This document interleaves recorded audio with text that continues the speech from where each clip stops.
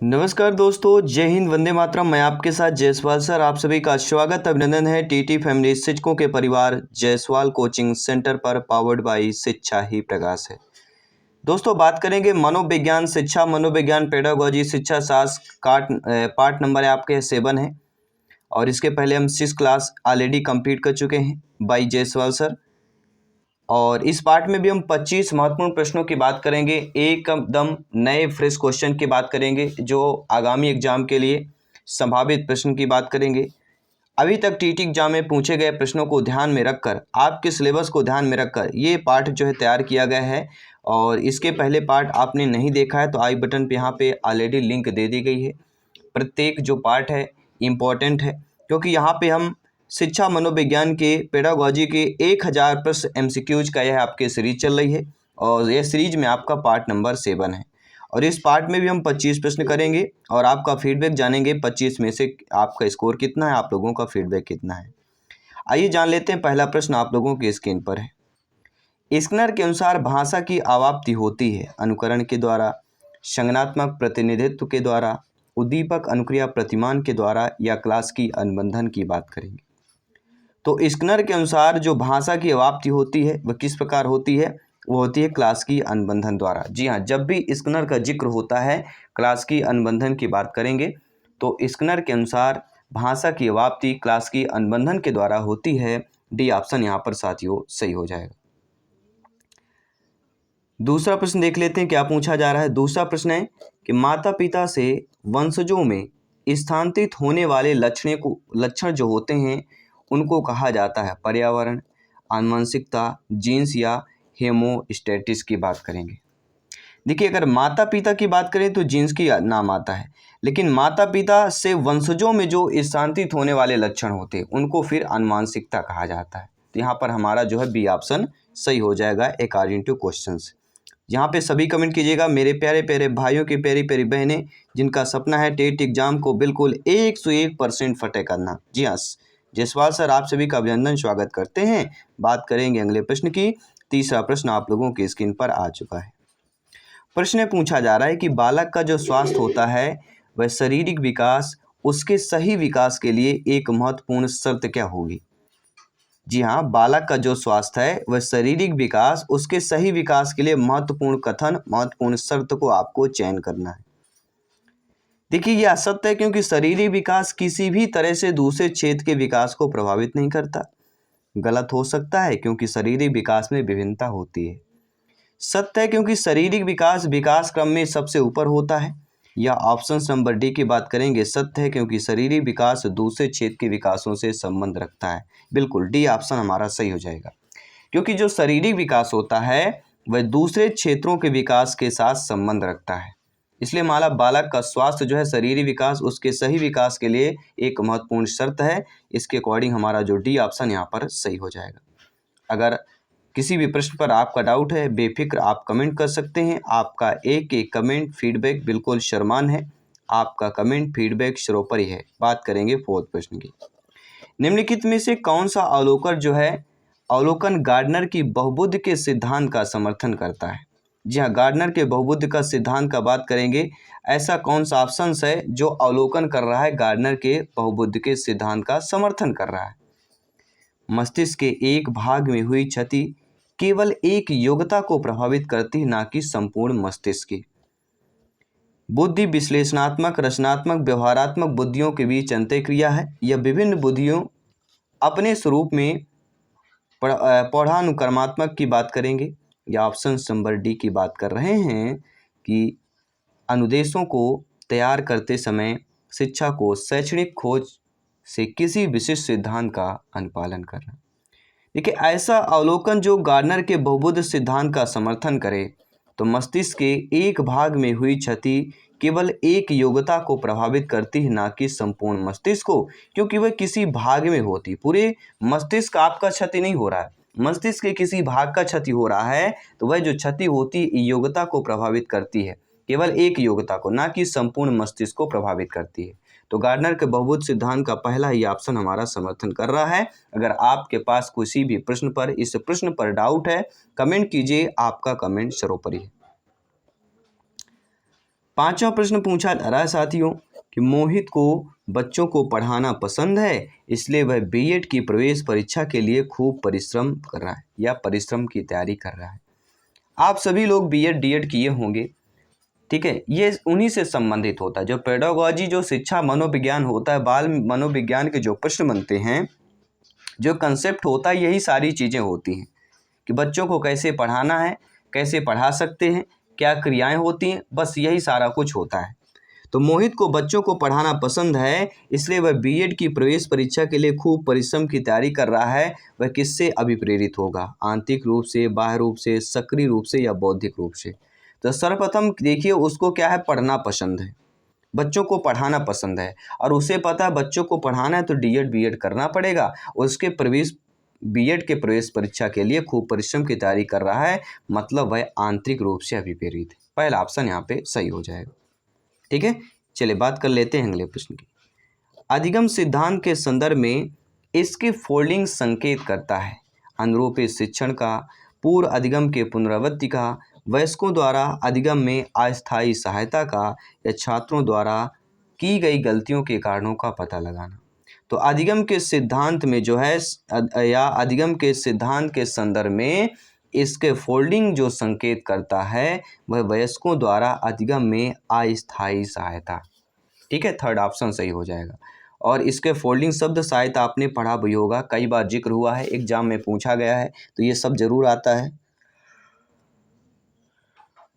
तो यहाँ पर आप लोगों का जो वयस्कों द्वारा अधिगम में अस्थायी सहायता की बात करेंगे। आइए बात कर लेते हैं 7वें प्रश्न की, जो स्क्रीन पर पूछा गया है। सभी कमेंट कीजिएगा। साथियों, मूल्यांकन का मुख्य उद्देश्य कैसा होना चाहिए? आप सभी लोग भावी अध्यापक अध्यापिकाएं हैं, आपका कमेंट यहाँ पे इस प्रश्न पर बहुत ही अच्छा होना चाहिए, फीडबैक अच्छा होना चाहिए, क्योंकि मूल्यांकन का उद्देश्य होना चाहिए शिक्षार्थियों की त्रुटियों को निकालना, शिक्षार्थियों की उपलब्धि मापना, या यह निर्णय करना कि क्या एक विद्यार्थी, बालक बालिका शिक्षार्थी को अगली कक्षा में प्रोन्नत करना है, या अधिगम की कमियों का पता लगाना और उन्हें दूर करना।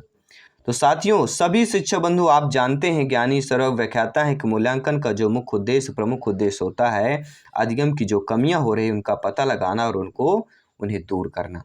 तो डी ऑप्शन हमारा यहाँ पर सही हो जाएगा। अगला प्रश्न है, सतत और व्यापक मूल्यांकन के लिए सबसे उपयुक्त तार्किक आधार क्या हो सकता है? कि अधिगम के एक से अधिक पहलुओं का आकलन करना, मूल्यांकन के अवसरों का अधिकतमीकरण की बात करेंगे, मानव व्यक्तित्व के समग्र प्रकृति की बात करेंगे, शिक्षकों पर बोझ बढ़ाने की बात करेंगे।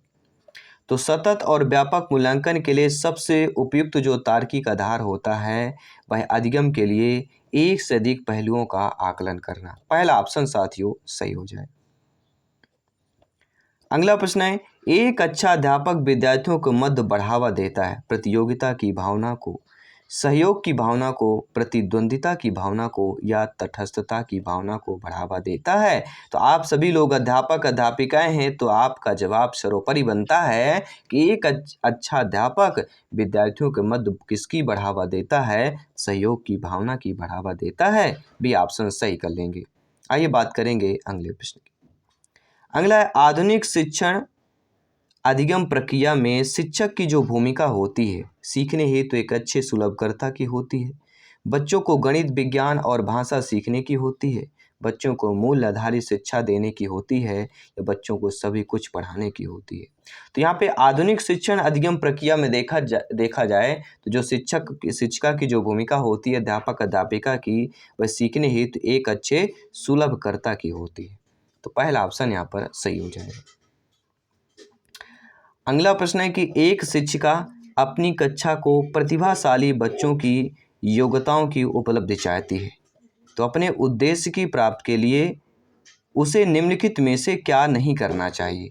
तो क्या नहीं करना ये आपको बताना है कि विशेष ध्यान के लिए उन्हें समकक्षियों से अलग करना, तो ये बिल्कुल कतई नहीं करना है। विशेष ध्यान देना है, ऐसा नहीं कि उन्हें समकक्षी से अलग कर दी जाए, ये बिल्कुल नहीं करना है।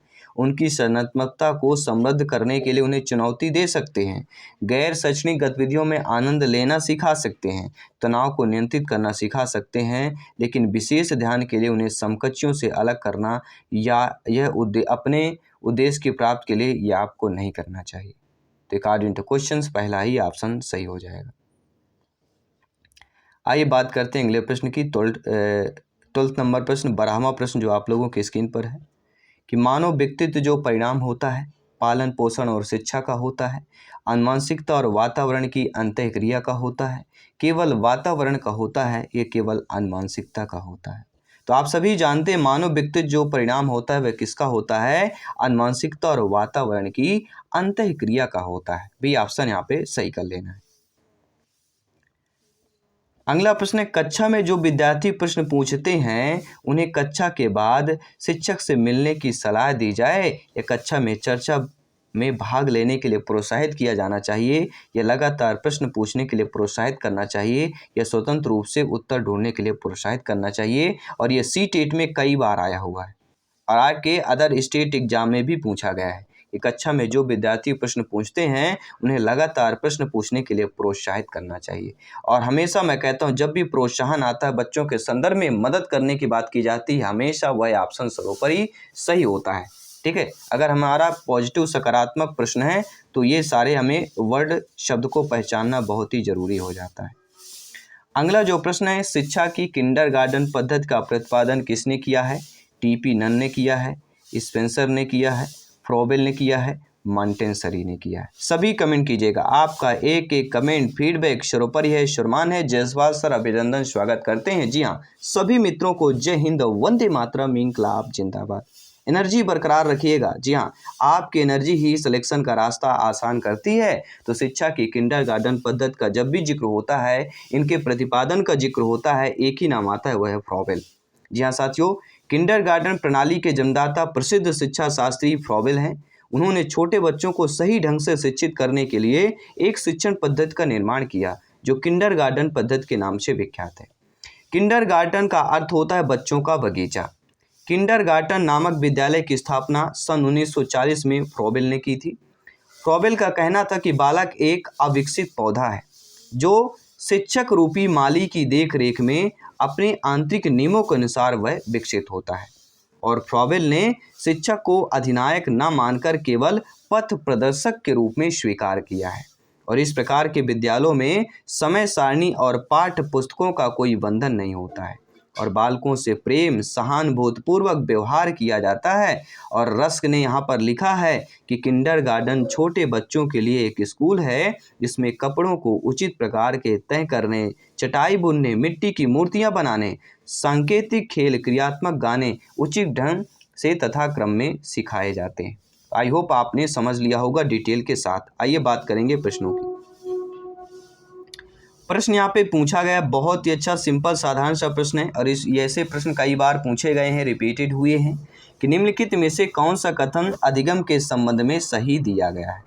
कि बच्चों के द्वारा की गई त्रुटियों से संकेत मिलता है कि किसी प्रकार का अधिगम नहीं हुआ है या अधिगम ऐसे वातावरण में प्रभावी होता है जो शिक्षार्थियों के लिए भावात्मक रूप से सकारात्मक संतोषजनक है, या कह सकते हैं अधिगम के स्तर पर अधिगम भावात्मक कारकों से नहीं प्रभावित होता या अधिगम मूल रूप से मानसिक गतिविधि है। तो आप जानते हैं ऐसा कथन जो अधिगम के संबंध में हमारा सही दिया गया हो। अधिगम ऐसे वातावरण में प्रभावी होता है जो शिक्षार्थी बालक बालिकाओं के लिए भावात्मक रूप से सकारात्मक और संतोषजनक हो। ठीक है, बी ऑप्शन है हमारा सही हो जाएगा।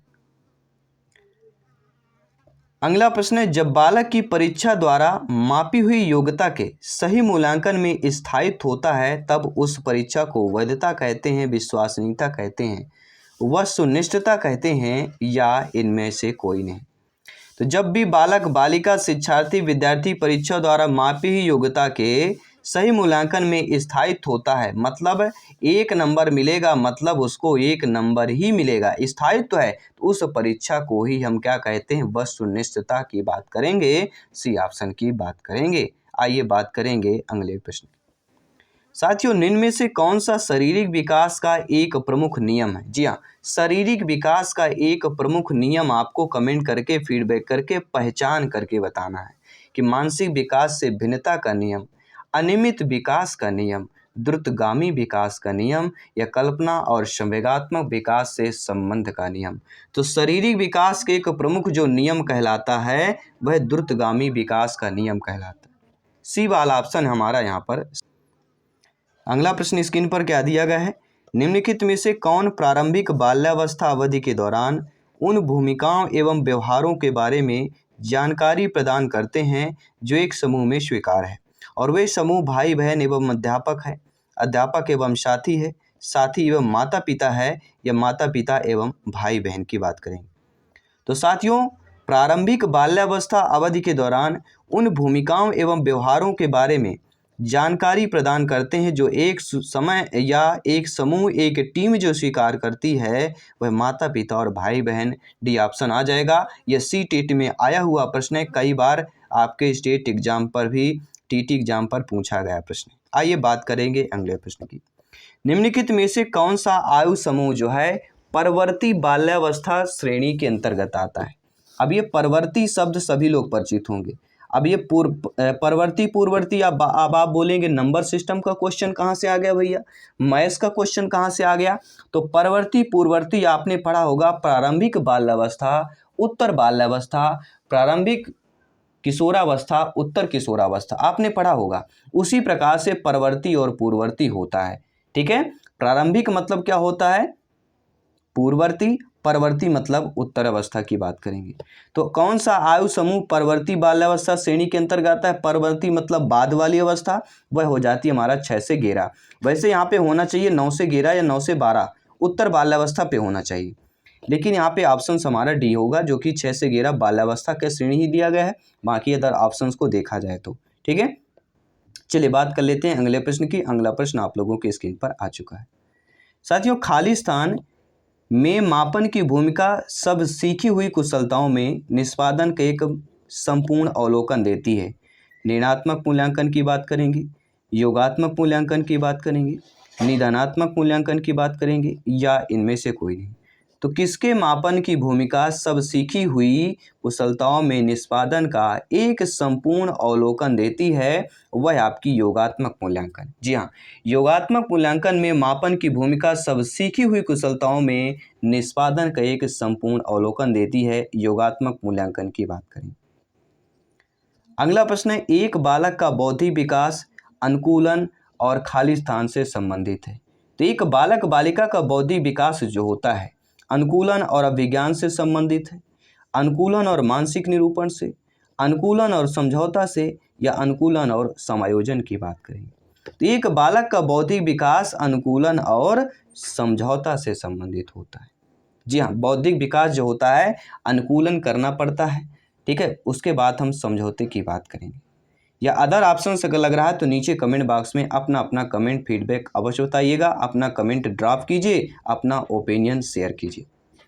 अगला प्रश्न है, अपनी कक्षा के एक शिक्षार्थी विद्यार्थी की प्रवृत्ति को यदि शिक्षक बदलना चाहता है तो उसे क्या करना चाहिए। देखिए, आप सभी शिक्षक बंधु हैं, जब आपकी नियुक्ति होगी, आप लोग अध्यापक अध्यापिका बनेंगे और आपके मन में आपकी कक्षा में एक विद्यार्थी के प्रवृत्ति को यदि आप बदलना चाहते हैं तो आप उसे विद्यार्थी के साथ कड़ाई से पेश आना होगा आपको, या कक्षा के अन्य विद्यार्थियों को उससे ना जानने योग्य दूरी बनाए रखने के लिए कहना होगा, या उसके समूह के सभी सदस्यों की प्रवृत्ति बदलनी होगी, या विद्यार्थी को पढ़ने के प्रति प्रेरित करना होगा। देखिए साथियों, ये भी आपके टेट एग्जाम में शिक्षक भर्ती में पूछा गया प्रश्न।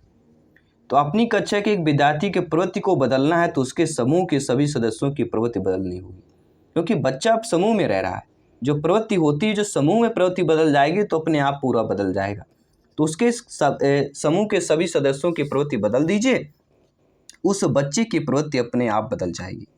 अगला प्रश्न आप लोगों के स्क्रीन पर है, भाटिया बैटरी का प्रयोग निम्न में से किसके परीक्षण हेतु किया जाता है। व्यक्तित्व परीक्षण हेतु, बुद्धि परीक्षण हेतु, सृजनात्मकता परीक्षण हेतु, या अभिवृद्धि परीक्षण की बात करेंगे। जी हाँ साथियों, भाटिया बैटरी का प्रयोग निम्न में से किस परीक्षण के लिए किया जाता है। बुद्धि की बात करेंगे। जी हाँ, जब भी भाटिया की बात करते हैं बुद्धि परीक्षण का नाम सर्वोपरि ही आता है।